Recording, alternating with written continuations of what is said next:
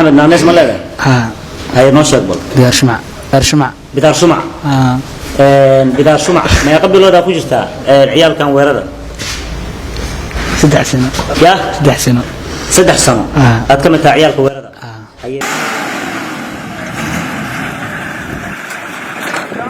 محمد عمر أحمد oo loo yaqaan bidaar shumac waa mid ka mid ah gaangiska ciyaal weerada ka oo xalay ciidamada ammaanka ee degmada Dharkiiley ay gacanta ku soo dhigeen xilli maalintii shalay ahayd lagu dhawaaqay howlgal ka dhan ah ciyaalka weerada ee gilgilay caasimadda Soomaaliya ee Muqdisho howlgalkan ayaa waxa hormuud u ahaa taliyaha ciidanka booliiska ee saldhigga degmada Dharkiiley gaashaan la Jimcaale Cadow Maxamed Jimcaale Doole iyo qaar ka mid ah mas'uuliyiinta maamulka degmada Dharkiiley oo uu ka mid ahaa mudane Axmed Xasan Maxamuud waxa howlgalkan lagu soo qabtay dhalin fara badan oo ciyaal weera ah midiyo bangado iyo maandooriye oo ay isticmaalayeen waa kuwan qaar ka mid ah dhalinta kuwa oo qiranaya in ay ka mid ahaayeen gaangiska degmada Dharkiiley Bashiir Maxamed Siido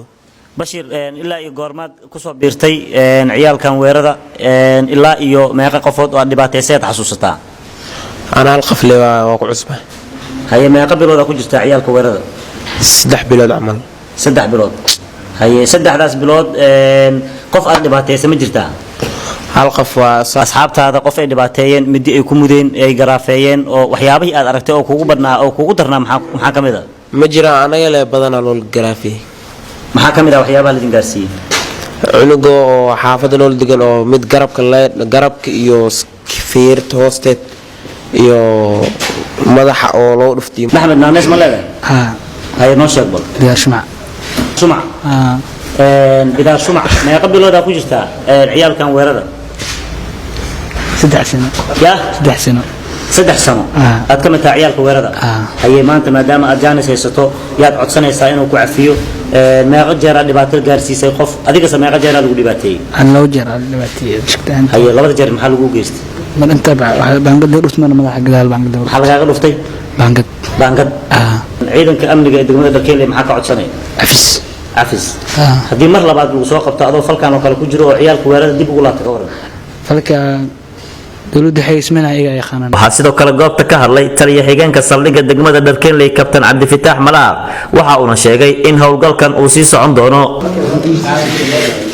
bismillaahir rahmaanir rahiim ugu horeen dhammaan bulshada Soomaaliyeed assalaamu calaykum warahmatullaahi wabarakaatuh markii xigta anagoo ka duulayna amarkii uu bixiyay maanta taliyaha ciidanka booliiska Soomaaliyeed iyo taliyaha qaybta guud ee booliiska gobolka Banaadir waxaan howlgal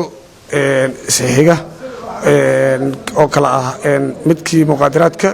iyo kan ciyaalka weerada operation-kaas uu hogaaminayo taliyaha saldhigga degmada Dharkiiley amaan maamulka galbeedka taagan ee maamulka degmada Dharkiiley waxaan soo qabanay ciyaalkaas aad u jeedaan iyo baangadooda iyo tooreedii ay wataan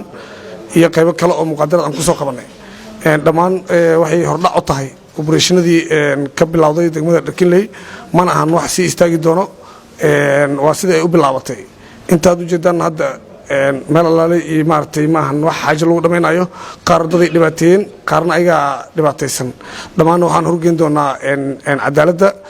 in xal mastuur laga gaaro ama saldhigga lagu xaliyo waa go'aan iyo amro uu ka soo baxay taliyaha saldhigga inaanan qof aanan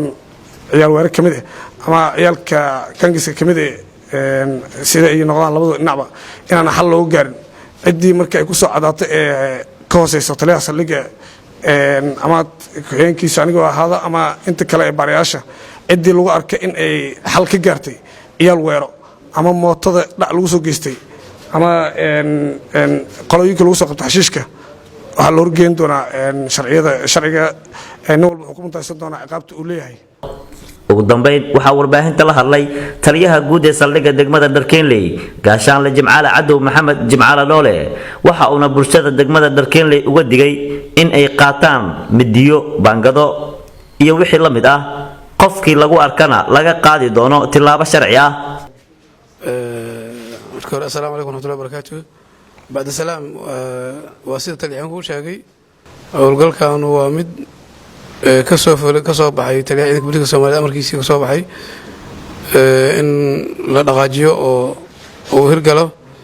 ما هو هاي waxaan ugu horeeyay waxyaabaha ugu